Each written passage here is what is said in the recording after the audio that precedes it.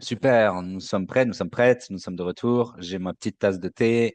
Merci pour votre patience. J'avais besoin de ça pour continuer. J'espère que tout le monde a eu une chance de s'étirer un peu, peut-être boire quelque chose ou manger quelque chose, et que vous êtes tous prêts à écouter l'histoire parce qu'elle est très très intéressante et assez inhabituelle. Alana, je pense que tu as eu une expérience assez unique avec ton diagnostic et tes traitements de suivi. Donc, on est impatient d'en entendre un peu plus. Euh, donc, je vais te laisser te présenter et partager ce que tu veux partager ou ne pas partager. C'est OK. On le dit déjà, Alana est également l'une de nos visiteuses du Coffee Chat, des discussions autour d'un café. Et donc, on le dit toujours quand on commence un Coffee Chat. Ici, si vous êtes dans un lieu sécurisé, votre histoire reste ici. Mais si vous ne voulez pas partager, c'est OK également. Si vous voulez juste écouter, c'est tout à fait d'accord. Tout le monde n'est pas toujours prêt à partager son histoire. Donc, j'apprécie énormément ce que tu vas partager avec nous. Je crois que tu avais des diapositives, peut-être, Alana? Oui, je ne sais pas où elles sont, mais je crois que j'en ai. Je pense qu'on va les mettre à l'écran. Je crois que oui. J'espère que de votre côté, tout fonctionne. Oui, j'ai trouvé, c'est bon. OK. Je laissais les experts faire, mais très bien. Alana, tu peux y aller et je te rejoindrai après pour tes questions. OK. Eh bien, j'ai beaucoup apprécié écouter Caroline juste avant, euh, qui partageait beaucoup de choses qu'elle avait à dire, qui ont vraiment résonné chez moi, avec lesquelles j'ai identifié, avec des expériences que j'ai connues. Et ma dernière année a beaucoup ressemblé à avec ce diagnostic de cancer. Ça a beaucoup semblé le, c'est un peu cette guerre vivante, tous les systèmes de logement, tous les déplacements dans la province où je suis. On m'a fourni beaucoup d'aide de ce côté-là. Et ça a fait une réelle différence au niveau des niveaux de stress généraux et de ne pas avoir tant de stress financier en traversant tout ça, quoi. Et elle avait beaucoup de choses à dire par rapport à survivre, la dette de survivant et d'avoir à gérer tellement de ces effets de PTSD, de stress post-traumatique qui peuvent suivre après un diagnostic pareil.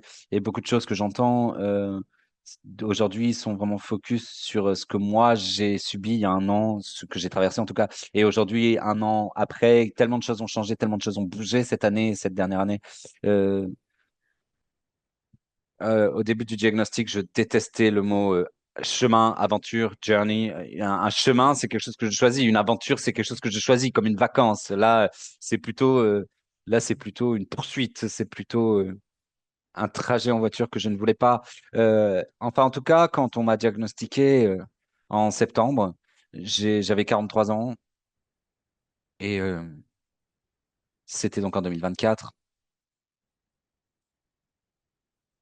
Mais mon seul symptôme, en re-regardant en rétrospective, je me rends compte que je ressentais un certain nombre de symptômes qui auraient pu être attribués à tellement de choses différentes. Mais maintenant, quand je vois en rétrospective, j'en avais beaucoup.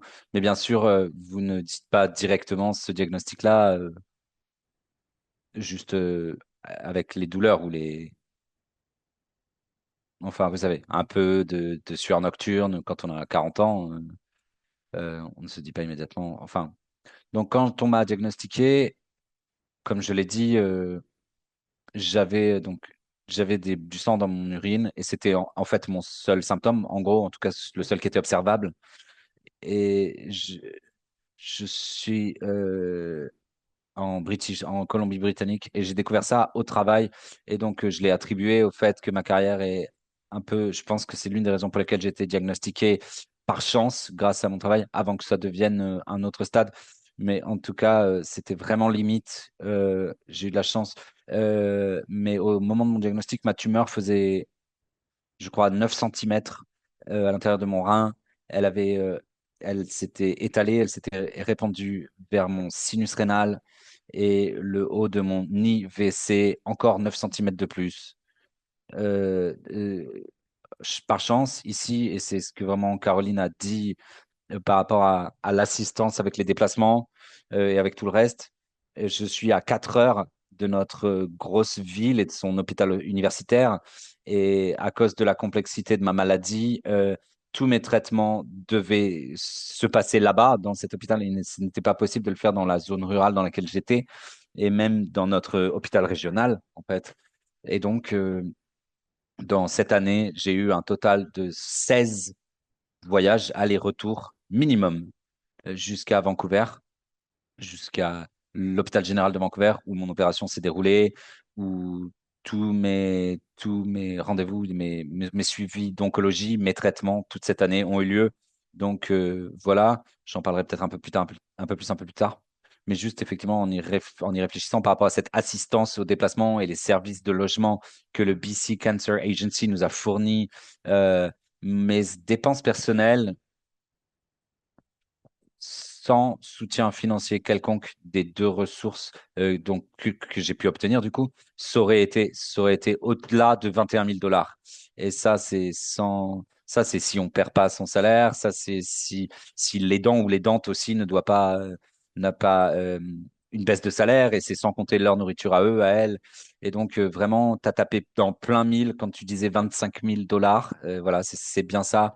Donc, effectivement, la difficulté financière sur la famille ou le poids financier dès le départ est vraiment significatif et peut vraiment endommager les gens, faire souffrir les gens, en particulier les gens qui commencent déjà dans une position économique déjà plus basse, plus faible.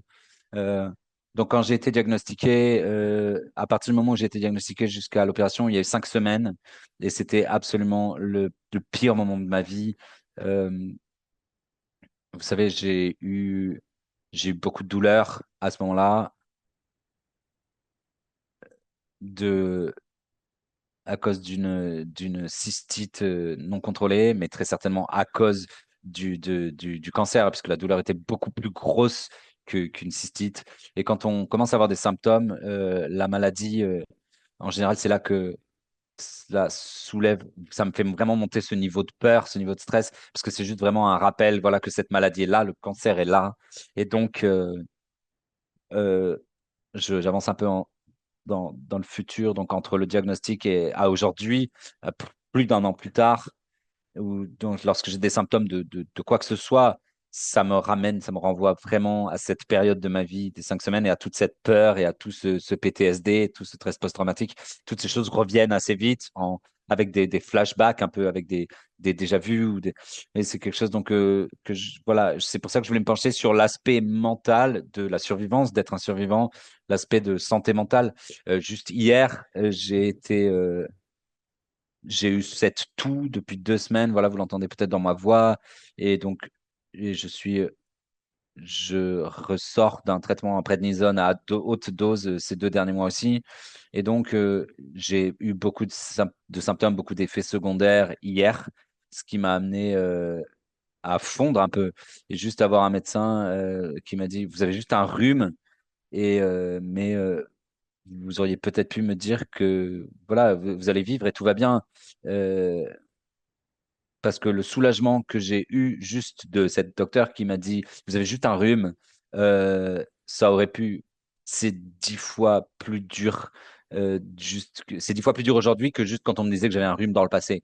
Et c'est très clairement cet effet boule de neige de cette peur que j'ai pu avoir et que la maladie revienne en fait. Donc j'ai été diagnostiqué stade 3, grade 4. Euh, donc un très gros risque de resurgence de la maladie, toujours cette petite bulle de peur qui est là au-dessus de ma tête, toujours. Et heureusement, j'ai aussi le contexte infirmier. Moi-même, j'ai travaillé là-dedans et donc je peux me créer une raison. Je peux aussi moi-même me faire sortir de cette peur parfois, mais c'est très difficile. Toujours quelque chose de très difficile à faire. Donc, j'ai une bonne compréhension de comment le système de santé fonctionne.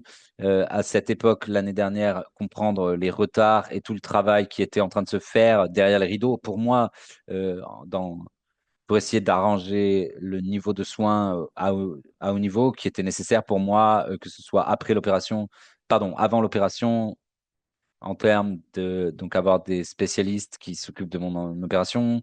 Euh, je devais euh, je devais avoir un chirurgien hépatique et j'avais aussi un, un vrai, on va dire, spécialiste de l'urologie qui ont fait donc mon opération.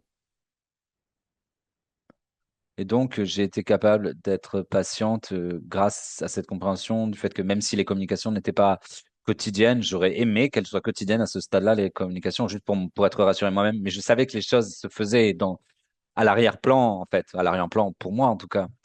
Euh, à ce moment-là, mon esprit était vraiment en train de partir dans l'anxiété, trop de choses à gérer, trop de choses à, j'ai été capable à vraiment rassembler mes pensées suffisamment pour réaliser que je devais avoir une intervention et un soutien de santé mentale très tôt, que j'avais besoin de plus que ce que je pouvais me donner moi-même à ce moment-là. J'ai trouvé beaucoup de soutien dans les groupes en ligne. Ils ont répondu à beaucoup de mes questions. J'ai été capable de trouver beaucoup de paix, de sérénité, et ça a été vraiment quelque chose de très thérapeutique pour moi. Je continue à travailler avec ces groupes en ligne toute l'année et continue à être vraiment avoir une vraie valeur thérapeutique pour moi. Et aussi au moment où j'ai vraiment de paix dans ma propre vie à moi, je suis capable moi du coup d'offrir du soutien à d'autres personnes. Et donc c'est vraiment prendre et donner avec ces groupes de soutien qui sont en ligne. Euh, et donc, c'est vraiment une superbe source, une source merveilleuse de me soutenir au niveau de ma santé mentale. Avant mon opération, j'ai aussi vraiment ressenti cette perte de contrôle. 43 ans, relativement en bonne santé. Et à part ça, je travaillais dans une carrière infirmière, j'adorais ma carrière. Et soudainement, quelque chose, bam, se fait balancer dans ma direction qui est complètement hors de mon contrôle. J'ai peur pour ma vie. Et à ce stade-là, je ne savais pas quoi faire. Je ne savais pas quoi faire avec tout ça. Et j'ai dû vraiment rassembler toutes mes pensées, réfléchir et d'un point de vue infirmier, d'un point de vue d'une infirmière qui m'a permis de vraiment de garder la tête haute durant cette période très difficile. Et c'est là où j'ai commencé à créer un peu un plan pour moi-même. Je savais que j'allais avoir une opération importante, significative. euh, et mon opération, au final, a été une néphrectomie radicale ouverte. J'ai fini avec 46 agrafes. Ils ont dû vraiment ouvrir, ils ont dû stabiliser ma vessie également. Enfin, c'était quand même un rétablissement très difficile, vraiment. Et c'est seulement dans les 2 derniers mois que j'ai vraiment retrouvé, ou vraiment, je me suis vraiment rétabli, ou je suis toujours en rétablissement, mais en tout cas, je ressens que je me suis remise de l'opération elle-même. Et donc, c'était vraiment 6 à 8 mois. C'était un processus qui a pris 6 à 8 mois et quelque chose que j'ai traversé, voilà, à ce moment-là, sachant euh, que, que donc toutes ces choses étaient tombées de mon contrôle. Pardon, j'essaie de voir comment est-ce que je peux avancer mes diapositives. Est-ce que je sais comment faire ça? Est-ce que je peux faire ça? Donc, à ce stade, avant mon opération, j'avais réalisé qu'il fallait que je navigue cette aventure, ce chemin de rétablissement physiquement et mentalement. Et Et vous savez, à cause de ce que je faisais voilà, vous pouvez avancer du coup la diapo. À cause de ce que je faisais dans une carrière infirmière, j'étais en mesure de à peu près trouver ou créer un plan de soins pour moi-même. J'ai réalisé que donc je devais, on peut aussi réavancer d'une diapo. Donc, alors ça, c'était juste avant mon opération qu'a été prise cette photo. C'était juste pour parler de la lacune dans le soin péri-opération, autour de l'opération. C'est ce dont j'ai fait l'expérience. Donc, avant mon opération, pardon, je fais que rebondir un peu partout. Donc, avant mon opération, tout le monde travaillait pour moi, mais donc en arrière-plan, et je le savais, et c'était fantastique, j'en avais conscience, mais leur focus, leur concentration à ce moment-là était de sauver ma vie. Leur concentration, ce n'était pas s'occuper de ma santé mentale. Je n'avais pas, et c'est là où ces groupes de soins, ces groupes en ligne, sont rentrés en jeu. Moi, j'avais l'impression que j'étais en dehors de cette planète. Il n'y avait rien que je puisse faire de manière chirurgicale pour moi-même, pour me sauver moi-même. C'était le boulot de mon équipe médicale. Mais ce que moi, je devais faire, c'était de trouver une manière, une façon à travers laquelle je pouvais adapter d'être moi un morceau du puzzle, un morceau important du puzzle, puisqu'il me semblait qu'on me laissait en arrière-plan, du coup, moi, pendant que l'équipe médicale faisait le travail. Et donc, mon boulot à l'hôpital Et le fait de m'occuper des besoins de mes patients, j'ai décidé de créer un plan de soins pour mes propres besoins et de voir ce que je pouvais faire moi-même pour prendre un peu du contrôle, reprendre le contrôle de ma propre histoire à ma mesure. Donc, j'ai été capable de rassembler des ressources et des informations, des choses que je savais de mon propre emploi sur comment s'occuper des gens avant l'opération, après l'opération, et de reconnaître les choses qui étaient sous mon contrôle et les choses que moi, je pouvais faire. Et donc, ce que j'ai commencé à faire, c'est mettre en place un plan pour après mon opération, pour que quand je me réveillerai de l'opération, je puisse avoir un rôle dans mon propre soin, dans ma propre guérison. Et ça m'a un peu mis en place une motivation et une planification de savoir ce que je devais faire pour aller mieux aussi vite que possible, pour éviter des complications post-opération. Et donc, euh, et donc, c'était un peu là qu'est sortie cette idée, est née cette idée, c'était de trouver une manière pour que les patients, les patientes aient le sentiment qu'ils jouent un rôle dans leur propre guérison, dans leurs propres soins, qu'ils soient capables d'avoir un rôle dans leur processus de guérison. Et donc, j'ai trouvé cette lacune, j'ai vu ce manque, parce que tout le monde était vraiment très occupé à avoir un plan pour médicalement et grâce à une opération me sauver. Mais avec tous les traumas qui étaient en cours, je n'entendais pas grand-chose sur le sujet sur ce qui se passait autour de moi. Donc peut-être que même si des suggestions m'étaient offertes, euh, il y avait beaucoup de choses que je ne retenais pas dans cette période de temps qui est si dure. Donc, est-ce qu'on peut avancer à nouveau? Donc, le but de tout ceci, c'était de m'autonomiser, de me redonner le pouvoir, de récupérer un peu de contrôle pour moi-même et par moi-même. Et ce dont j'ai parlé ici, certaines des choses qui peuvent être mises en place déjà assez tôt, aussi possible, aussi tôt que plutôt que tard, du soutien en crise, des références dès le diagnostic. Le fait est que lorsqu'on est diagnostiqué, on est tellement brûlé, consumé par notre maladie et qu'est-ce qui va se passer et nos familles. Et, et vous savez, il n'y a pas vraiment d'intervention immédiate pour faire attention à notre propre santé mentale. Et donc, cela permet à beaucoup d'anxiété et beaucoup de choses de se construire, d'arriver, de se développer. On ressent aussi un stigma par rapport à tout ça. Ah, je devrais gérer ça tout mieux. Oh là là, mais pourquoi est-ce que j'ai ce niveau d'anxiété? Enfin, il y a un côté auto-stigmatisant et cela impacte votre vie quotidienne immédiatement dès le diagnostic. Le cancer, c'est un mot tellement effrayant quand on l'entend et cela vient avec tellement d'incertitudes. Et une autre chose sur laquelle je me suis concentré, c'était mettre en place des buts, des objectifs de façon périopérative, donc c'est-à-dire avant et après mon opération. Je vais revenir là-dessus dans un instant. Et à nouveau, voilà, avoir ces ressources de soutien par les pairs, encore une fois, le plus tôt et le mieux que le plus tard. Et vous trouverez beaucoup de soins, beaucoup d'amour à travers ces groupes de la part de personnes qui traversent aussi la même chose que vous. Voilà, on va avancer d'une autre diapo. Alors donc, avoir des physiciens qui peut-être qui font un peu plus tôt les soins ou le processus dès le diagnostic, ça peut vraiment mettre en place pour les patients, les patientes, euh, plus de succès et plus d'autonomisation, de reprise de pouvoir dans leur propre guérison après l'opération, en leur donnant une idée de ce qu'ils vont voir, ce qu'ils vont vivre dans l'avenir. Et j'ai dû créer ce rôle pour moi-même. Et avec mon expérience, j'ai été capable de commencer à avoir vraiment un chemin assez clair pour mon propre rétablissement. Et donc, l'une des suggestions que j'ai eues, que j'ai fait passer, que je continue à faire passer, c'est vraiment d'inclure les patients, les patientes dans le processus de planification des soins pour leurs soins post-op, pour qu'ils puissent être déjà directement plus motivés. Oui, ok, donc là, c'est un petit peu, voilà, donc je me suis concentré sur le post-op. On sait que voilà, ce sont les plus hauts risques, les complications post-opération qui sont les plus fréquentes ou les plus...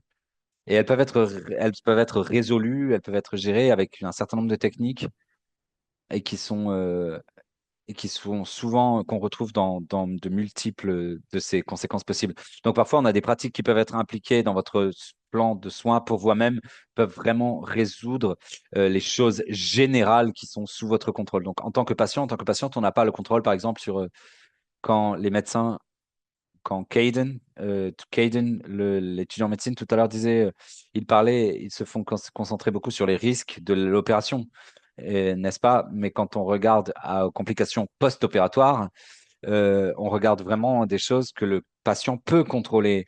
Et donc,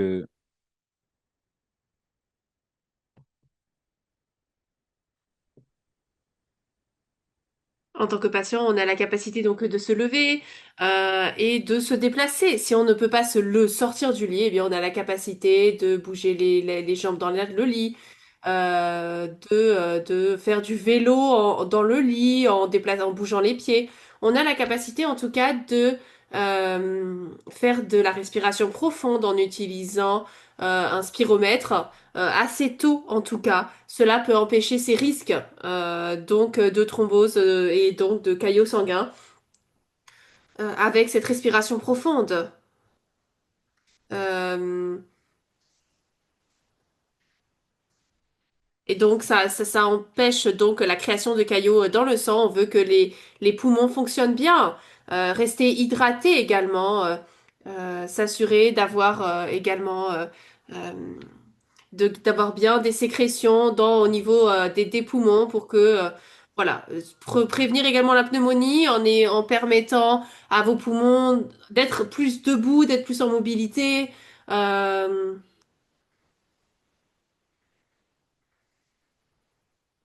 la mobilisation permet à une motilité, la motilité du système digestif de continuer.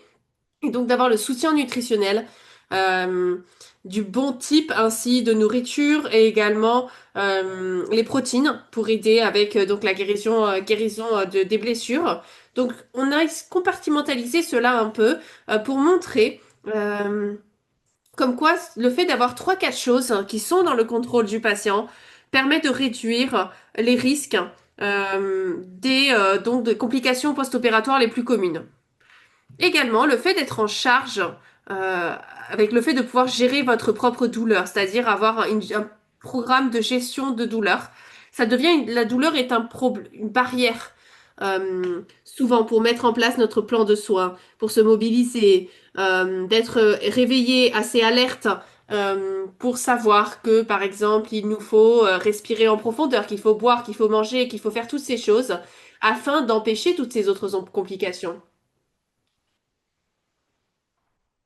Mais lorsqu'on va dans l'opération, on entre dans l'opération avec des indices, des idées de comment est-ce qu'on peut faire ces choses.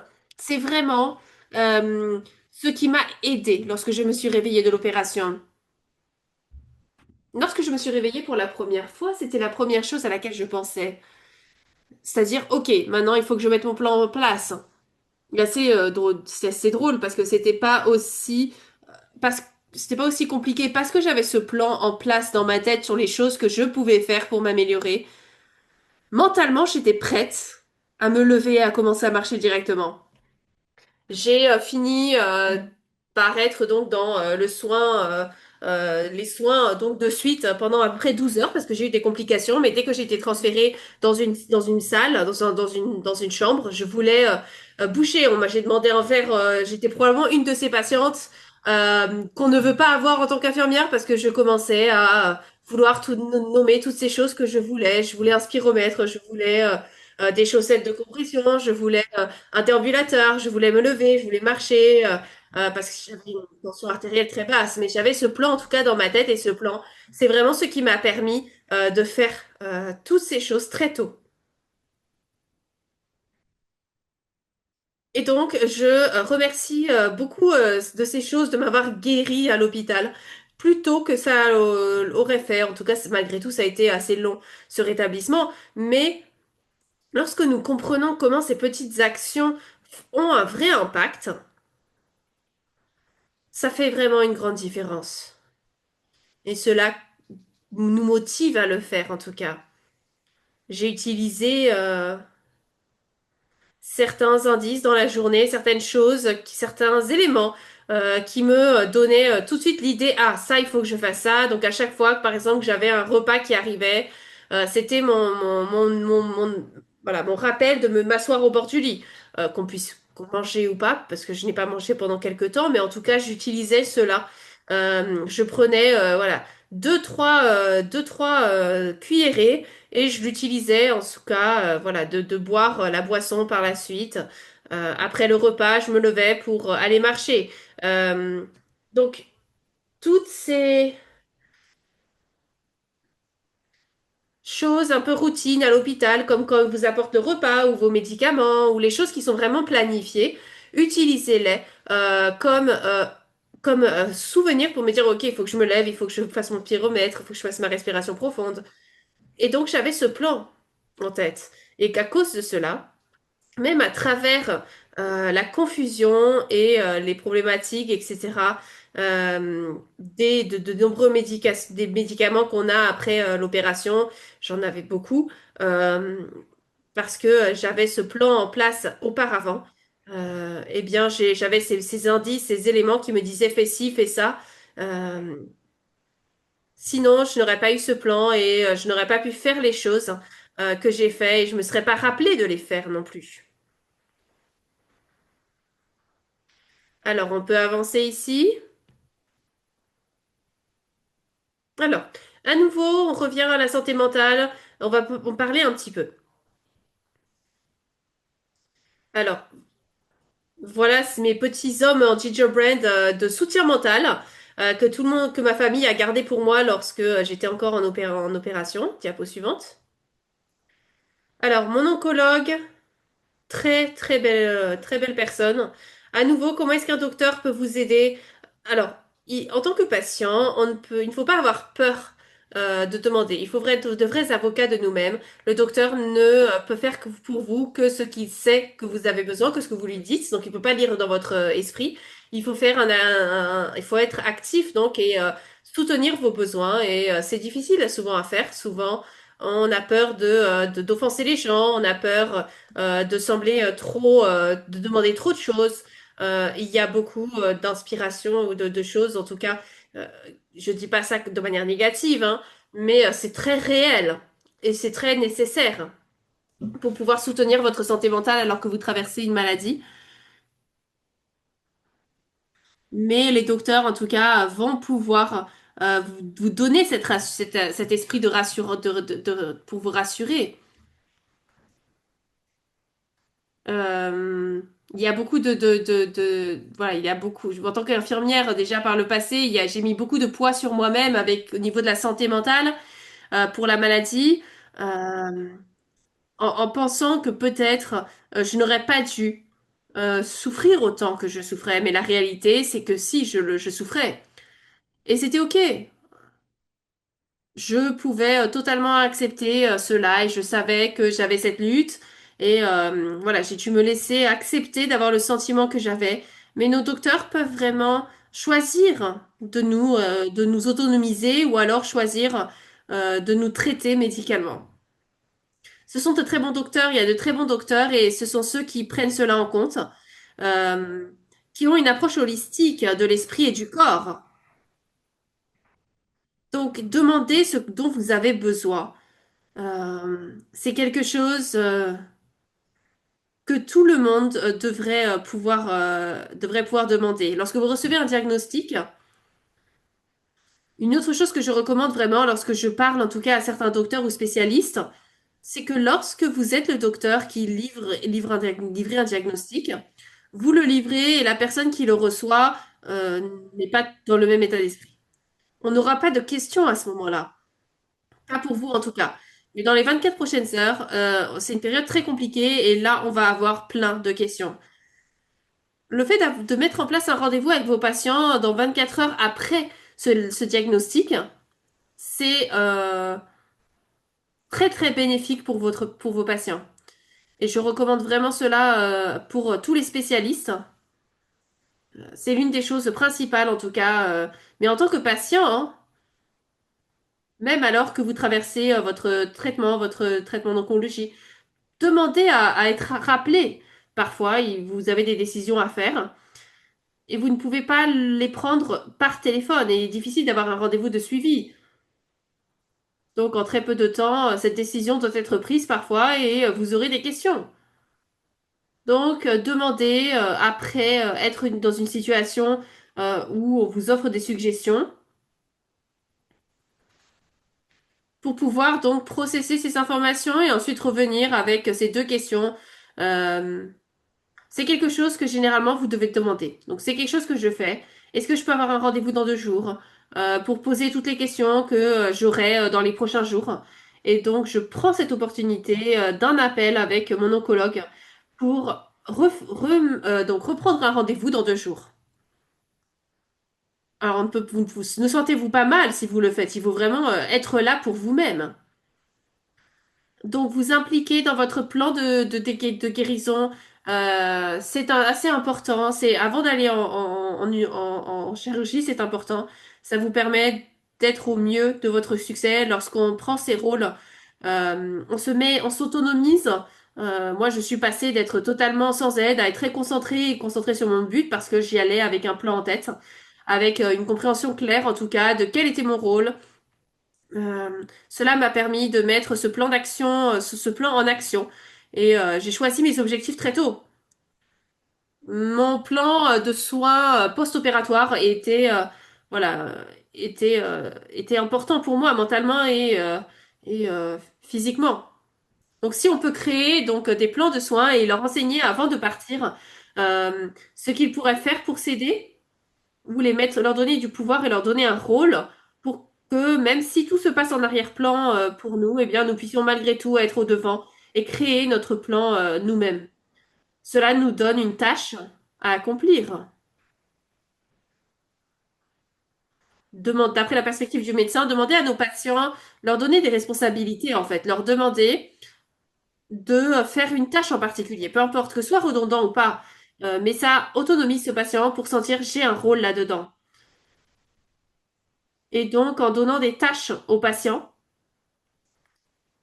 assez tôt, c'est vraiment encourageant pour les patients. Ça leur donne quelque chose sur lequel ils peuvent travailler en arrière-plan. Euh, Est-ce que c'est Docteur Tanguy? On parlait à Docteur Tanguy un peu plus tôt et il parlait du pamphlet qu'il a publié sur ses patients pour la planification préopératoire. Je ne pense pas que j'ai vu ce livre. Et si je l'ai lu, il m'a été donné à un moment où mon état mental n'a pas pu le recevoir. Donc, être conscient de la capacité d'information qu'une personne peut retenir pendant cette période très traumatique de diagnostic. Et nous savons que c'est un peu un purgatoire, hein, cet état d'inconnaissance et d'incompréhension avant l'intervention chirurgicale. Peu importe le chapitre auquel nous nous trouvons, c'est le pire chapitre pour un patient souffrant de cancer. Notre capacité de retenir les informations qui nous sont données à ce moment, c'était non existant. J'avais donc des ouvriers sociaux qui sont venus me voir quand j'étais à l'hôpital et je n'ai encore aucune idée de quoi ils m'ont parlé, hein. Ils ont laissé quelques papiers à disposition, mais ce que j'avais demandé, en tout cas à cette époque, je m'en souviens pas. Ce qu'ils m'ont donné comme information, je m'en souviens pas. Le fait d'avoir ces ressources disponibles, c'est merveilleux. Mais si on ne peut pas retenir les informations, ça ne va pas nous aider. S'assurer en tout cas qu'ils communiquent, vous communiquez avec par exemple votre membre de famille qui soit avec vous en ce moment-là. Euh, Avoir quelqu'un là en tout cas qui peut retenir cette information pour vous, c'est assez utile. Alors, il y avait beaucoup en tout cas de manque d'informations auxquelles j'ai expérimenté quand j'étais à l'hôpital. Est-ce qu'il y avait ces trous d'information ou alors peut-être qu'il y avait des trous dans ma compréhension et ma capacité de retenir de l'information par rapport au traumatisme qu'on rencontre? Je ne sais pas. Mais ce dont je me souviens en tout cas, c'est le plan que j'avais en place moi. Et c'est là où je me suis vraiment concentrée sur la manière dont j'essaie d'aider les gens, de créer des groupes de soutien. Euh, pour créer ainsi ce plan périopératoire et les aider à découvrir le meilleur plan pour eux-mêmes, basé sur leur diagnostic, où ils en sont, les rencontrer avec la connaissance qu'ils ont et qu'ils veulent recevoir, et être donc là en post-opératoire pour eux s'ils nous contactent, afin de pouvoir les soutenir à travers ce qui a été le pire moment de ma vie. Il faut être un participant actif de notre propre guérison.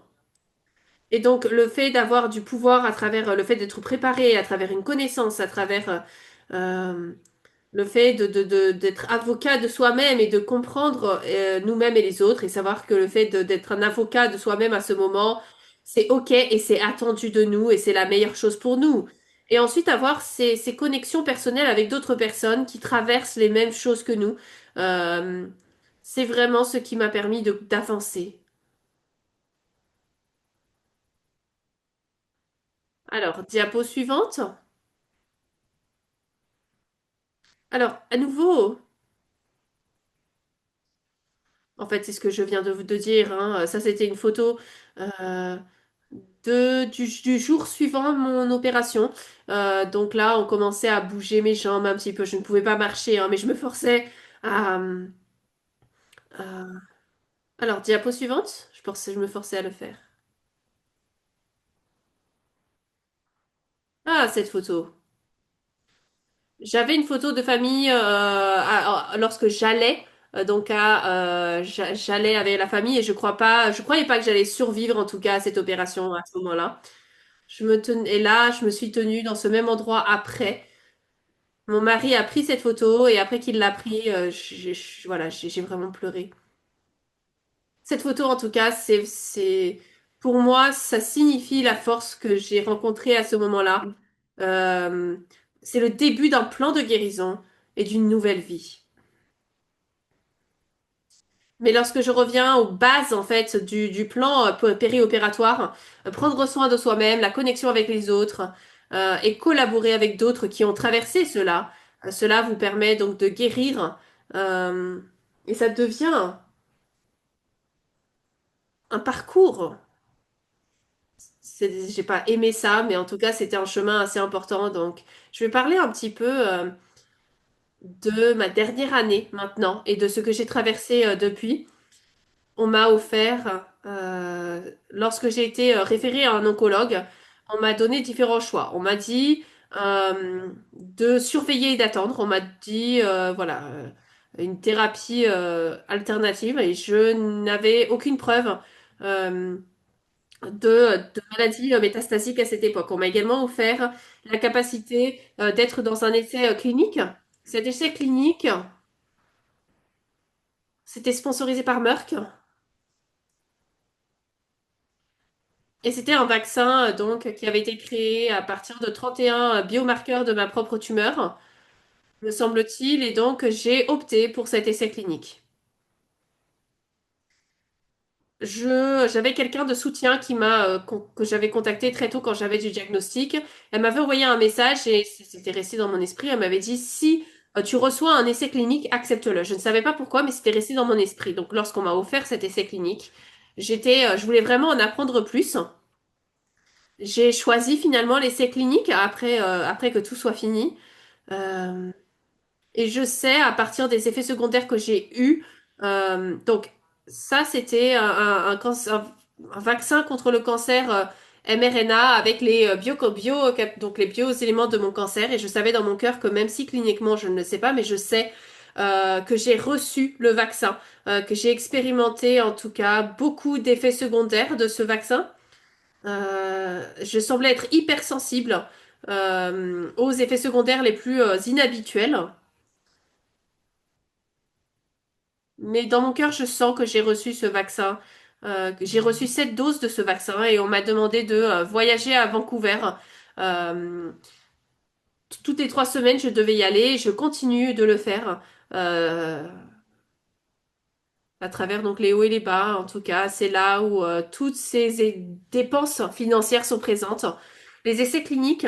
euh, Alors, j'ai pu avoir accès à l'agence de BC Cancer pour des financements. Donc, j'ai eu accès à une subvention pour le déplacement. Euh, Quelques déplacements, quelques dépenses en tout cas qui étaient tellement appréciées. J'ai tellement apprécié de l'avoir. On ne sait jamais en effet où va l'argent et les dépenses jusqu'à ce qu'on soit un patient de cancer et on voit vraiment le travail que fait cette agence et à quel point c'est spectaculaire. Faire partie donc d'essais cliniques, on m'a dit, à travers le groupe de soutien à nouveau. Donc ça, ce sont tous les merveilleux petits outils lorsqu'on parle de personnes avant nous. C'est de demander donc un soutien pour l'hébergement, la nourriture et les frais de déplacement. Donc le fait de voyager 4 heures toutes les 3 semaines, je devais y être pendant 2 jours à chaque fois. J'ai donc demandé un soutien financier de Merck et je l'ai reçu. Et les plus de 21 000 dollars de dépenses que j'ai eues depuis le début de ce diagnostic ont été presque entièrement remboursés par Merck. Dans cet essai clinique, alors je ne peux pas dire ce à quoi ça ressemblait autrement, sauf que j'ai parlé à un oncologue qui est également euh, mon docteur d'études. Le, le soin personnel qu'on a dans un essai clinique est irréel. Le soutien que j'ai reçu, en tout cas, et j'ai vraiment une équipe spectaculaire, le soutien émotionnel, le soutien mental que j'ai reçu, c'est une chose. Ça a été, ils ont été une équipe très très compatissante. Euh, le patient, donc le soin auprès du patient que j'ai reçu également. J'ai une infirmière d'essai qui travaille avec moi. Je peux communiquer avec elle quand je veux. Elle est prompte, elle me répond rapidement et le suivi a été vraiment super. Je me sens en sécurité lorsque je suis prise en charge dans leurs bras. Je dis dans leurs bras parce que je me sens embrassée par cette équipe de soins.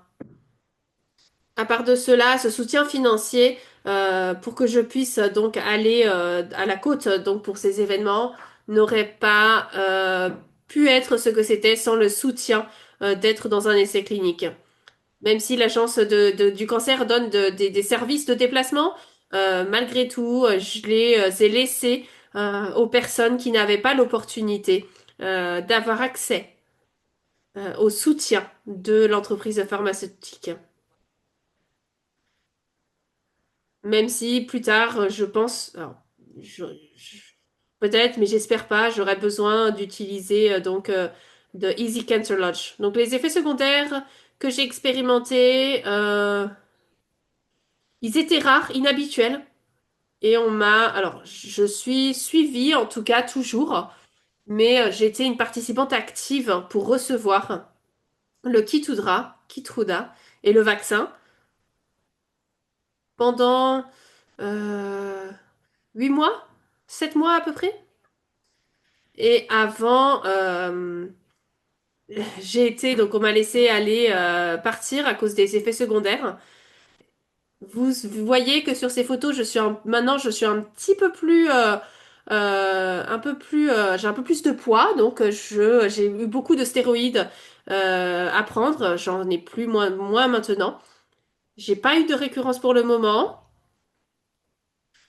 Je me sens Je sens que ce vaccin est efficace pour moi, fortement.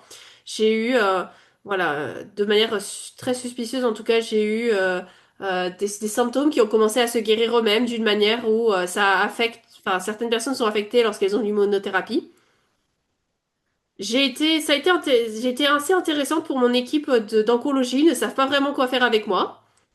Il y a beaucoup de collaboration, beaucoup de soutien de leur part, mais je peux malgré tout dire que je n'ai pas de récurrence, même si la peur est forte en moi.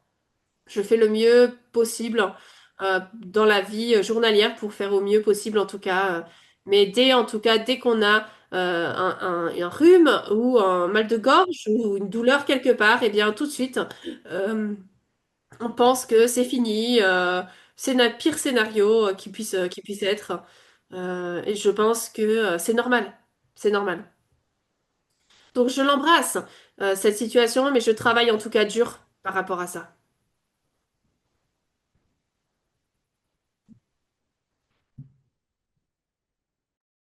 Voilà, je crois que c'est à peu près tout ce que je peux vous partager sur ma propre aventure. Euh, hein, je pense, oui. Oui, je, je ne peux pas t'entendre, Christine. Est-ce que tu disais quelque chose? Non, pardon, j'attendais juste que tu finisses. Oui, voilà, je pense que c'est à peu près tout ce que j'avais à partager, oui, avec vous. Euh, je suis, je, c'est fantastique. Ouais, je suis toute, voilà, je suis un peu en train d'essayer de me débarrasser de ce rhume et mes pensées sont un peu dans le brouillard avec tous les traitements que j'ai suivis. Je ne suis sûrement pas aussi clair dans ma tête que j'ai pu l'être, mais voilà, voilà. Je vire un peu à gauche à droite là quand je parle. Je m'excuse. Non, non, non, tu t'en es très bien sorti. Tu t'en es très bien sorti. Mais mon focus est très certainement impacté par tous ces médicaments que j'ai reçus cette année, enfin que j'ai pris cette année. T'en fais pas, Alena, pas d'excuses nécessaires. Nous avons tous le concept ou une idée de ce que tu as dû traverser et mon Dieu, tu as traversé beaucoup de choses et tu les as traversées. Je ne peux pas te remercier sur ton histoire a tellement d'impact et juste les cœurs, les commentaires qu'on a reçus, tu as vraiment touché, je pense, les esprits, les cœurs des patients, des patientes qui sont là aujourd'hui avec nous et certainement nous avons parlé un petit peu de d'avoir ton plan péri-opératoire inclus sur notre site internet. Parce que juste effectivement, on voit dans les commentaires la valeur que cette information peut avoir et qu'elle a. Et on te remercie déjà, d'être une infirmière qui a pu faire ça pour d'autres personnes avant toi-même. Et ensuite, en tant que patiente, le fait que tu aies créé cette ressource pour d'autres patients, patientes, on ne pourra jamais te remercier suffisamment d'avoir partagé ton histoire avec nous et de partager cet outil d'apprentissage ou cet outil acquis tout d'abord, je voulais te demander qu'est-ce que c'est qu'un spiromètre? Alors, un spiromètre, c'est un outil qui peut vous être fourni par n'importe quel hôpital. C'est en gros ils rendent les respirations profondes, ils en font un jeu. Ça a un tube, ça a trois boules et ça vous encourage à vraiment soulever avec vraiment les respirations les plus profondes que vous pouvez, de soulever ces trois boules avec votre air, votre expiration et de les garder en haut le plus longtemps possible. Donc, quand quelqu'un est en post-op ou a une pneumonie, ça fait bouger ses poumons, ça les ouvre, ça les garde en bon état et ça permet, ça prévient ça te donne l'exercice dont vos poumons ont besoin pour éviter que le mucus s'accumule et que ça finisse en pneumonie. Et donc, même si vous n'êtes pas dans une position en post-opératoire où vous pouvez vous lever et marcher un petit peu pour essayer d'étendre vos poumons, de les ouvrir, ou si vous êtes, par exemple, comme je l'ai dit, essayez toujours de trouver des indices, des, des choses qui vont vous rappeler. Voilà, moi, quand j'ai des patients, je leur dis et si tu regardes la télé, et moi, tu regardes la télévision et tu fais deux respirations avec le spiromètre à chaque fois qu'il y a une pub, à chaque fois qu'il y a une pause de pub dans tes programmes TV. Et donc, trouver trouver des petites astuces pour faire chaque tâche, des petits indices temporels. C'est quelque chose de très spécial qui permet vraiment, qui permet, ou même de donner l'indice à des membres de la famille si un patient ou une patiente a vraiment des difficultés, par exemple, ou de l'esprit ou de quoi que ce soit, ils ne sont pas prêts pour faire ça eux-mêmes. C'est un très bon outil, c'est une très bonne technique de trouver des signes extérieurs pour faire ces exercices. Voilà, et ça va être bénéficiaire avant d'entrer en opération et très certainement après l'opération, c'est vrai. Donc, c'est quelque chose que vous devrez essayer de faire avant votre date d'opération. Pas nécessairement, c'est pas vraiment quelque chose qu'on offre ou qu'on propose en pré-op, mais c'est vraiment on respire normalement. C'est juste que quand on passe au bloc opératoire et qu'on passe de cette personne mobile et active et qui peut se déplacer dans la maison, ou la plupart d'entre nous en tout cas, jusqu'à devenir vraiment être sédentaire, allongé ou assis ou allongé dans un lit pendant 2, 3 jours. Et c'est là qu'arrive l'opportunité pour tous les pneumonies, tous les caillots sanguins, tous ces problèmes qui peuvent arriver. Et donc, c'est très clairement lié de manière assez directe à des choses qui sont sous notre contrôle en tant que patient. Et c'est là où la mobilité devient très importante, puisque nous sommes juste allongés là, nos poumons ne s'ouvrent pas autant qu'ils devraient l'être à cause de notre position, les sécrétions s'accumulent, on boit moins, le sang devient moins fluide, on ne bouge pas, on est en post-opératoire. Le risque de caillot est plus haut. Comme vous êtes un patient cancéreux, vous avez aussi des risques plus hauts, vous avez des médicaments énormément, donc tous ces risques. Donc, les choses que vous pouvez contrôler, c'est la mobilité, l'hydratation, la nutrition pour le rétablissement et garder une intégrité de la peau bonne et les respirations profondes au mieux que vous le pouvez pour essayer de prévenir que la pneumonie s'installe. Voilà, donc on passe de la personne active qui est dans sa vie de tous les jours à finir dans un lit pendant 2, 3 jours. Et, et c'est une opportunité parfaite pour tous ces problèmes qui peuvent arriver. Et donc, de manière préopératoire, non, je ne dirais pas que c'est nécessaire puisque vous bougez, hein, c'est à peu près pareil. Mhm. OK, il y avait tellement de choses, il y a énormément d'intérêt sur le chat par rapport au vaccin que tu as fait donc dans l'essai clinique. Et merci d'en avoir parlé, d'avoir parlé de ces essais cliniques. C'est quelque chose que on va faire un webinaire en 2026 sur ce sujet parce que tu as fait écho sur à quel point c'est important ces essais cliniques et le style de soins, le genre de soins que tu peux recevoir en étant dans un essai clinique. Nous disons toujours, si vous avez l'opportunité, vous devriez au moins l'envisager. Bien sûr, ce n'est pas pour tout le monde, mais vous devriez sérieusement envisager les essais cliniques si on vous les propose pas seulement à cause de ce que vous allez peut-être découvrir ou faire, l'essai en lui-même, mais aussi pour le soin supplémentaire que vous y recevez. Et il semblerait que toi, c'est ce qui t'est vraiment arrivé, c'est ce que tu racontes. Oui, j'ai une équipe phénoménale. Je ne peux pas être plus élogieuse à leur sujet. Mais vous savez, ce que j'ai appris, et je vais commencer par dire, je ne changerai pas la décision par rapport à mon plan de traitement. La décision que j'ai prise, je ne la changerai pas en rétrospective. Les effets secondaires, quand j'ai pris ma décision, de manière naïve, j'ai un peu mis de côté les considérations qui traitaient des effets secondaires. Je les ai un peu ignorés parce qu'à l'époque, une partie de ma décision, elle était basée sur la peur. Le facteur important, c'était la peur. Et je pense que ça peut amener beaucoup de décisions au final à être prises. L'autre chose aussi, c'est que j'avais l'opinion que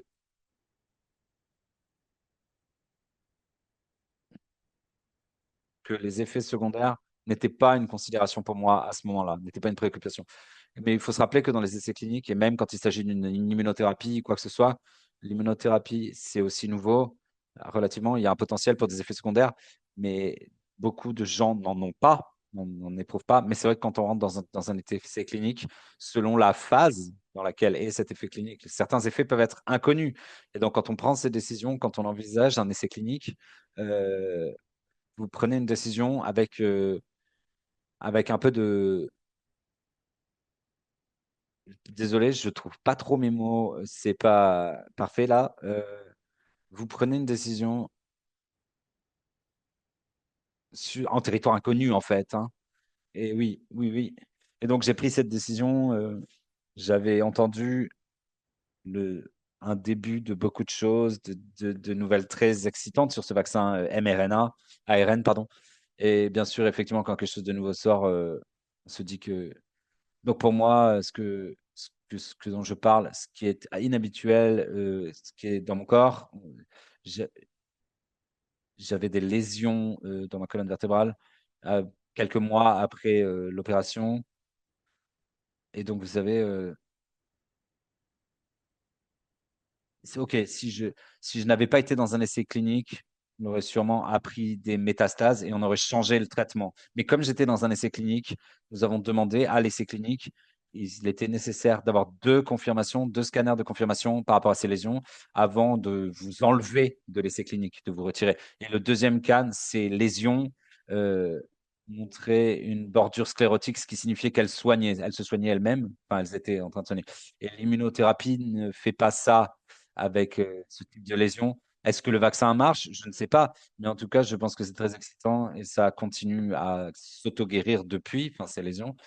Et donc, on se demande un peu ce qui se passe, hein. C'est bien, ça suffit pour vous faire vous demander. Et c'est là où il y a l'inconnu aussi. Mais en même temps, j'avais aussi des effets secondaires qui ont menacé ma vie. Je ne sais pas si ça vient de l'immunothérapie ou si ça vient du vaccin. Et on ne sait juste pas. Mais comme je l'ai dit, je recommencerai exactement de la même manière. Je ne changerai pas mon cours de traitement, aujourd'hui, mon plan de traitement, si je le refaisais, si je devais le refaire. Et je pense que la majorité des personnes n'ont pas d'effet secondaire, donc ça ne devrait pas être quelque chose qui vous effraie suffisamment pour ne pas y aller. Mais il faut en être conscient tout de même. Oui, c'est un peu un thème récurrent, ces petits points que tu viens de mentionner. On en revient vraiment avec le docteur Simon Tanguay, plutôt aujourd'hui, qui disait, vous prenez votre décision et vous vous y tenez. Vous, vous on essaie de fournir autant d'informations que possible, essayez d'en obtenir autant que possible de vos médecins, les informations. Prenez cette décision, essayez de la prendre. Une fois que vous l'avez prise, vous vous y engagez. Vraiment, vous vous engagez dedans et vous avancez et vous faites face aux challenges, vous faites face aux difficultés. Et tu as très certainement fait face à beaucoup de difficultés, comme beaucoup d'autres patients et patientes. Et je sais que nous avons parlé déjà au préalable de chimique, le cancer du rein est une maladie tellement unique que ce que tu as traversé avec ton diagnostic et le traitement que tu as reçu, les traitements, un autre ou une autre patiente pourrait traverser exactement la même chose. Et deux possibilités, des réactions séparées euh, qui ne sont pas du tout les mêmes. À chaque fois, le parcours est unique. Oui, exactement. Et c'est vrai qu'on prend la décision et on ne revient pas en arrière. Prendre cette décision n'a pas été simple. Ça a été un chapitre horrible de ma vie euh, dans lequel j'ai vécu. Et ensuite, je l'ai fermé. Une fois que j'ai pris ma décision, j'ai fermé ce chapitre. Elle était faite, elle était prise. Mais prendre cette décision, j'ai très certainement rendu tous les spécialistes fous avec le nombre de questions que j'avais à leur poser. Et, et vous savez, j'avais des comportements où je recherchais de la rassurance tout le temps, d'être rassuré tout le temps. Pendant cette phase de temps, j'avais besoin, je cherchais les réponses que je voulais et non pas les réponses qui étaient la vérité. Oui, on fait tous ça, bien sûr. Et donc, si vous ne disiez pas ce que je voulais entendre, ben, j'allais voir quelqu'un d'autre pour qu'il me dise ce que je voulais entendre. Et au final, je commençais à avoir quand même toutes les mêmes réponses de tous ces gens différents. Et donc, j'ai commencé à, ouais, je me souviens qu'on a eu une conversation quand tu essayais de prendre cette décision, c'est vrai. Et donc, je comprends tout à fait. Et chaque patient, patiente qui a pris ces décisions, qui a des décisions à prendre, j'espère qu'ils en apprendront de ton histoire, qu'être son propre défenseur, faire du plaidoyer pour soi-même et faire un plan et ces indices temporels que tu as utilisés ou ces astuces, voilà, quand on t'amène à manger, c'est le moment où tu veux t'asseoir sur le bord de ton lit et continuer à faire des choses comme ça pendant le traitement. Voilà, on a ce signal, OK, c'est le temps de faire ça, tel exercice. Et ça, vraiment, c'est une stratégie d'apprentissage. Merci. Vas-y, vas-y, vas-y. Oui, et j'ai eu un plan de soins plus détaillé pour moi-même en termes de ce que je faisais. Je ne suis pas rentré trop dans le détail ici. J'ai surtout fait un aperçu général des bases. Mais c'est vrai que, parce que honnêtement, mon esprit, là, maintenant, tout de suite, il tournicote et je ne me sens pas particulièrement bien. Mais je suis toujours plus qu'heureuse de parler avec quiconque pour les aider, avec tout le monde, pour les aider à créer un plan qui marche pour eux, pour elles. C'est du sur-mesure. Il faut le faire autour de ses propres capacités, de ses propres habiletés, autour de votre ligne de base pré-opératoire aussi, selon comment vous êtes avant l'opération. Il y a des gens qui vont en opération avec des problèmes de mobilité, avec parfois des démences, quelles que soient les comorbidités que vous pourriez avoir ou qui sont des facteurs contribuants peut-être à ce que votre niveau de capacité va être après l'opération. Et donc, ça s'adapte. Vous pouvez tout de même toujours créer un plan sur mesure pour vous et pour qui vous êtes, quel que soit le point de départ auquel vous en êtes avant l'opération. Ça doit juste être altéré un peu, ajusté, mais n'importe qui vraiment peut regagner un sens de contrôle en tout cas. Et c'est vraiment le seul petit bout de contrôle que j'ai pu avoir. Et en continuant dans cette aventure sur toute cette année, vraiment de sentir que j'étais en mesure de partager avec d'autres. Le fait d'être ici aujourd'hui aussi, il s'agit de l'autonomisation du patient, de la patiente en l'occurrence, de la reprise de pouvoir, aller à des conférences, aller à des apprentissages. C'est aussi quelque chose qui peut aider beaucoup d'entre nous à s'en sortir également. Rencontrer, il faut voilà, être là où on en est, rencontrer les autres là où ils en sont, devenir créatif, trouver des idées pour travailler avec les problèmes de santé mentale, les problèmes de santé, etc. Et leur propre plan, oui. Et tu parlais vraiment de- du côté mental et émotionnel. On l'a entendu de manière répétée aujourd'hui, effectivement. Donc, on ne veut pas oublier ça ou le mettre de côté. Je vais juste te poser deux questions rapidement de Russell. Est-ce que tu as trouvé réduire le niveau de stress? Est-ce que ça passe par partager partager avec transparence avec tes amis et tes amis de soutien, partager ton aventure du cancer et avoir donc ce plan de soins personnels. Alors, être transparente avec mes amis et ma famille, j'ai trouvé que c'était beaucoup plus simple d'être transparente et honnête, enfin, avec des gens qui ont déjà traversé ça, en fait. J'ai trouvé ça, j'ai trouvé que c'était presque un déclencheur triggering d'être vraiment transparente avec mes amis et ma famille. Je préfère ne pas trop en discuter avec eux. Avec eux, je veux juste être moi. Ne veux pas être les questions de comment tu te sens. C'est une question qui est pleine de sens maintenant que je suis dans cette situation. Est-ce que tu vas bien? Et donc, je veux juste être moi. Je veux être Alana auprès de ma famille et de mes amis.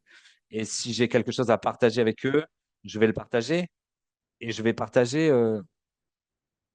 le montant que je veux partager, ce que je veux partager. Et je ne veux pas qu'on me pose trop de questions en dehors de ce que j'ai partagé.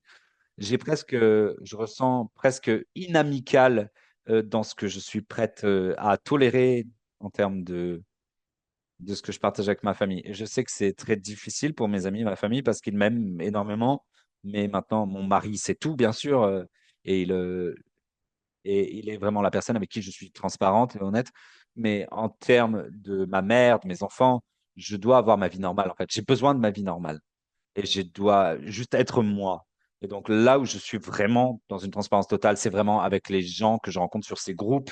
Euh, et ça, c'est là où vraiment j'obtiens ce dont j'ai besoin. J'entends ce dont j'ai besoin, je garde ce dont j'ai besoin et je le partage moi aussi à d'autres. Et c'est vraiment dans ça que j'essaye de m'engager, d'aider les autres autant que je les autorise à m'aider. Oui, je suis tout à fait d'accord avec cette réponse. Moi, je suis exactement la même. Très peu de conversations, seulement si besoin, si nécessaire avec les amis et la famille. Parce que c'est vrai que c'est une vie un peu séparée. Et quand j'amène, moi ayant été diagnostiqué il y a tellement longtemps, maintenant c'est presque un état de déni de famille. Et je ne leur en veux pas pour ça. C'est juste que c'est une longue période de temps. Et à cause de ma situation, je dois toujours, quoi qu'il se passe à l'intérieur de moi, je ne se montre pas à l'extérieur. Je ne le montre pas. Et donc, j'ai toujours l'impression, ah, tu as l'air d'aller très bien. Oui, oui, tu vas bien. Et donc, je suis sûr que beaucoup de personnes ici présentes vont ressentir la même chose. J'ai une autre question. Est-ce qu'ils t'ont dit, lorsqu'ils t'ont fait sortir de l'essai clinique, dans quoi tu étais? Non, je crois que non. Comme techniquement, je n'ai pas eu de retour de la maladie, je suis toujours dans l'essai clinique. Voilà, je suis techniquement toujours dans un essai clinique. On est dans l'essai clinique, on fait partie de l'essai clinique jusqu'à ce que la maladie revienne. Parce que si elle revient dans ce cas, ça n'a pas marché. Mais techniquement, ça fonctionne encore, c'est toujours dans mon corps. Et tu es donc toujours dans l'essai clinique. Et donc, je fais toujours partie de l'essai clinique, oui. Je crois que lorsque je sortirai de l'essai clinique, on me le dira. Je crois que là, on me dira du coup ce que j'ai reçu. Mais personnellement, je sais que j'ai eu le vaccin. Je le sais. Oui, je n'ai aucun doute là-dessus. J'y crois. Moi, j'y crois aussi. Il s'est passé trop de choses pour que je n'y croie pas. Ok, on ne pourra jamais te remercier suffisamment d'être venu, d'avoir partagé tout ça avec nous aujourd'hui. Je serai en contact avec toi certainement dans la semaine qui vient ou après pour avoir peut-être juste une conversation parce que ce que tu nous as fourni ici est vraiment d'une valeur immense et j'aimerais beaucoup avoir ton papier, ta ressource, qu'elle apparaisse sur notre site internet pour qu'elle puisse être partagée avec d'autres patients, patientes et les aider autant que toi, tu nous as aidés. Merci, merci de m'avoir accueilli ici. Pas de problème. Prends soin de toi. Tout le meilleur, tout le meilleur. Merci beaucoup, Christine. Eh bien, c'était tellement plein d'impact, c'était plein d'émotions. Cette présentation, je ne pourrais jamais remercier Alana suffisamment. On a pu commencer à parler, elle et moi, quand elle a eu son diagnostic. Et quelle aventure elle a traversée. Je vais maintenant prendre un petit peu de liberté ici et je vais faire une ou deux annonces, mais je vais les changer légèrement parce que nous avons encore un patient, une histoire de patient, de patiente excellente à partager, une conversation entre Phil et moi. Je vois que Phil est là. Juste, c'était tellement une bonne présentation à Atlanta que je voulais vraiment qu'elle soit capable de finir. Pardon, Alana, du coup. Et merci d'avoir attendu. C'était tellement une bonne présentation. Merci. On va pouvoir continuer avec le reste de notre ordre du jour. Mais avant, j'aimerais vous présenter. Pardon, Phil, je suis désolé. C'est très dur de suivre après cette personne et son histoire, mais je sais que tu vas très bien s'en sortir. parce que tu as une histoire unique, toi également, et tu es un très très bon conférencier ou messager. Donc, je voudrais souhaiter la bienvenue à Phil. Merci. Et Phil, on va prendre on va enlever le nom du milieu et on va se faire rejoindre par Phil. Merci. Phil, je sais que tu es là. Est-ce que vous Phil, je pourriez... sais que tu es là, je te vois. Ah, je vois ton arbre de Noël, c'est magnifique. Merci. Alors, est-ce que tu peux te présenter, t'introduire un petit peu? Je vais le faire, pas de souci. Je m'appelle Phil Rivard, donc déjà, ça a été une journée très pleine d'informations de la part des docteurs, des chercheurs, Alana, toi-même. Merci, vraiment. Avec plaisir. Toutes ces informations rentrent dans la tête de Phil quelque part. J'ai été diagnostiquée avec le cancer du rein en juin 2023. J'ai eu deux opérations ensuite pour essayer de l'éradiquer. Ça n'a pas fonctionné. Mai 2023, donc, j'ai eu une néphrectomie totale. J'ai perdu le haut de ma vessie. Donc, ça s'est malgré tout répandu dans ma vessie par la suite. Et dans les différents dialogues et le récit et les rapports post-opératoires, on a eu UCC, RCC, TCC comme initiales qui se sont répandues. En gros, j'avais trois choses en même temps.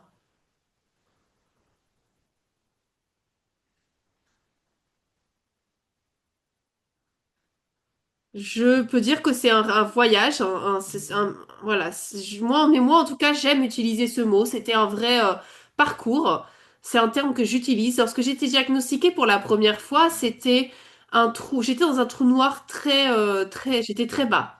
Avec l'aide de KCC, Cancer du Rein Canada et vous-même, avec l'information que j'ai reçue, j'ai pu trouver la racine de cette période très compliquée. Je ne l'ai pas demandé, je l'ai obtenu et j'y suis allée. C'est la mienne. Ce n'est pas qui je suis, mais c'est ce avec quoi je vis. Donc les chiffres sont là, les nombres sont là. J'ai pu jouer avec les statistiques, essayer de négocier. J'ai vécu avec et je me suis battue. C'est pas une bataille, mais ce n'est pas une bataille, c'est un style de vie. Je choisis d'être en partenariat avec mon oncologue, mon docteur, mon urologiste, mon docteur donc et également le cancer du rein Canada pour que ça ait du sens pour moi. C'est comme si on marche donc sur une plage. On marche sur une plage et voilà, on essaie de s'avancer pas à pas. Lorsqu'on regarde en arrière, on voit que les pas ont disparu dans le sable. On avance. À travers le chat, j'ai appris, à travers mes expériences également dans ma vie, que j'ai deux manières de prendre cela, d'accepter cette information. Soit ça va avoir un peu un impact négatif ou positif. Et je préférerais le positif. Et c'est pour ça que je suis là aujourd'hui. C'est pour ça que j'ai toujours été ici pour le cancer du rein Canada, parce que vous m'avez donné vraiment une deuxième option de vie. Et voilà. Même si tous les diagnostics ne sont pas les mêmes et que tous les résultats ne sont pas les mêmes, nous sommes tous sur des voyages différents. Vous pouvez l'appeler comme vous voulez, mais le résultat final, c'est d'avancer. On est au-delà du temps, du blâme. Le blâme, voilà, ça peut pas changer ma vie. Ça ne changera rien. Demain, ça sera un jour différent et je devrai avancer. Ce que j'ai fait, et j'ai regretté de le faire, c'est de tomber dans cette spirale de Docteur Google. J'ai vraiment mal lu tout ce qui était là. Et à 3 heures du matin, un jour, je me suis réveillée et je me suis dit, waouh, mais en fait, tu t'es trompée. Et j'ai choisi le bon chemin. J'ai utilisé les bonnes ressources. J'ai vu Cancer du Rein Canada, le système de santé directement, d'autres sites.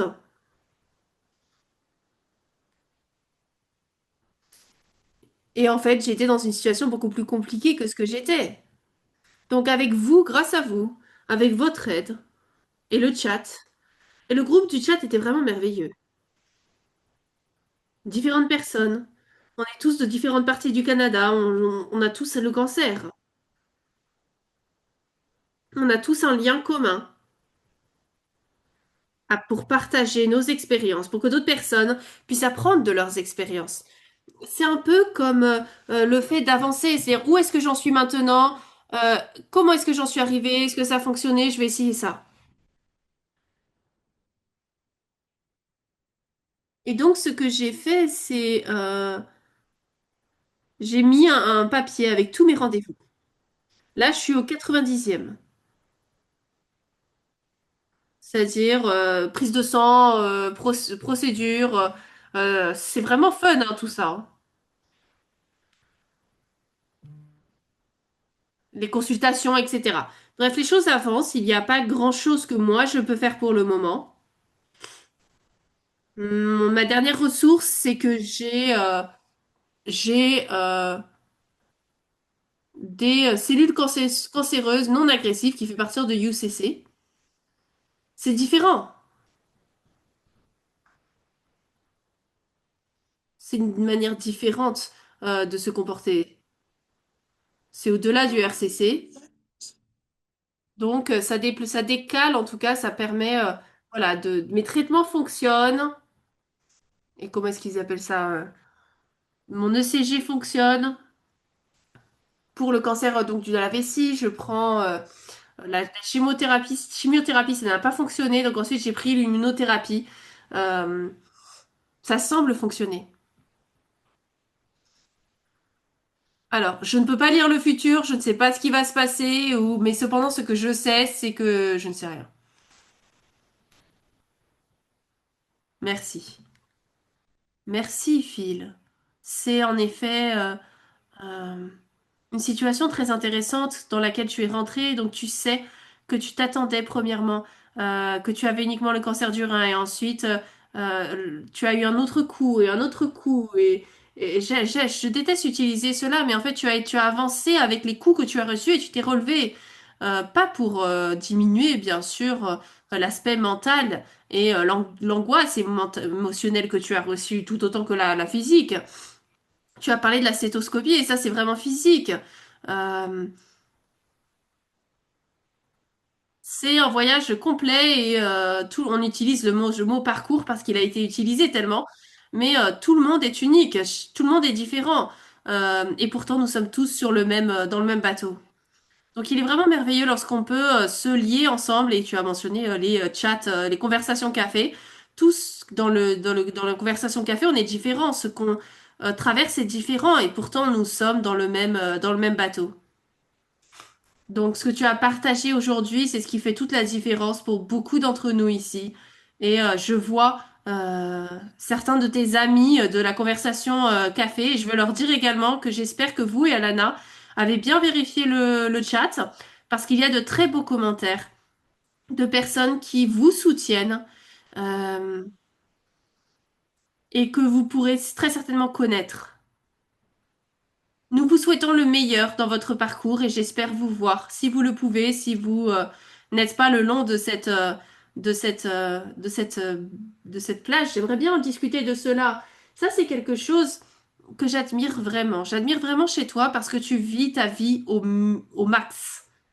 Tu voyages, tu ne laisses pas tout cela t'abattre. Tu coordonnes avec ton docteur. Je sais que tu as une très bonne équipe pour que tu puisses faire des choses qui rendent ta vie, qui donnent de la valeur à ta vie. Vas-y.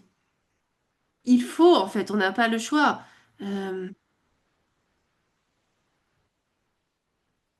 alors là, j'ai un commentaire dans le chat, donc de Mexique la semaine prochaine. Oui, en effet. Dans le travail que je faisais à l'époque, il y a des années, j'aurais dû, c'était un terme assez commun pour beaucoup de personnes qui devaient travailler avec des clients. Et moi, je ne voulais pas faire ça. Oh, j'aurais dû, j'aurais pu. Je voulais pas être dans cette mentalité. Je ne serais pas là où j'en suis aujourd'hui si ce n'était pas pour euh, ce que j'ai appris dans le passé. Certaines personnes dans ma famille ou dans ma profession sont dans une situation compliquée et après quelque temps, ça peut être lourd pour certaines personnes. Je préfère, voilà, prendre la charge de ma vie. Si ça va être compliqué, ben, je vais m'amuser à travers le chemin. Une chose que j'ai appris aujourd'hui, et c'était vraiment, j'étais émerveillée par le partage des docteurs et à quel point ils ont été ouverts par Alana, la patiente et l'infirmière également, où j'ai été pendant 3 jours dans un de ces centres. Et le cancer du rein au Canada. Tu connais mon opinion sur ça. Je trouve que c'est vraiment profond et il est temps que nous puissions collaborer de manière plus efficace parmi les autres groupes. Je suis d'accord. J'ai le cancer de la vessie et je préfère rester avec un seul groupe plutôt que de passer autre part. Je suis contente d'être restée également. Et on sera encore plus content plus tard lorsqu'on verra les résultats et que ça avancera. Donc, je voudrais vous remercier de m'avoir donné l'opportunité de partager. J'espère que tout le monde aura un parcours fantastique. Il est à vous et avancez. Ça fait partie de vous. Vous ne pouvez rien en faire. Merci. Merci, Phil. Prends soin de toi. Et bon voyage. Oui, je le ferai. Il y a deux partages de patients qui font vraiment des différences pour nous tous, je pense. Je sais que c'est le cas pour moi et c'est pourquoi. euh,